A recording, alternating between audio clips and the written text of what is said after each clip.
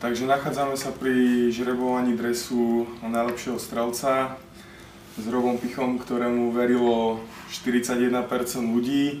Bohužiaľ sme v 2 zápasoch neskorovali, čo s tým nejako nikto nerátal.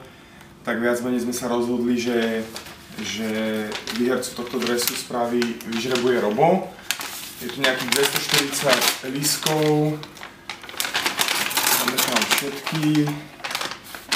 Že viac menej koho Robo vylosuje, tak toho dres vyhráva.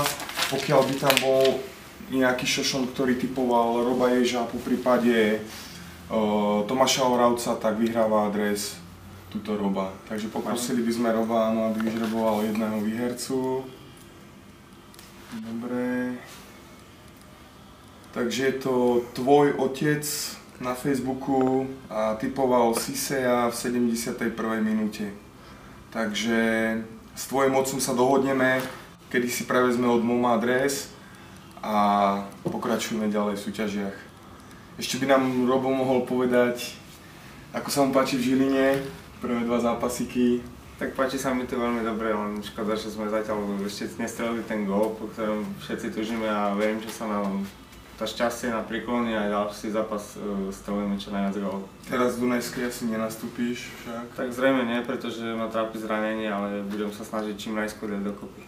Jasné. Dobre, majstrovské ambície sú stále, predpokladám. Samozrejme. Dobre, Robko, ďakujeme veľmi pekne. Ďakujeme.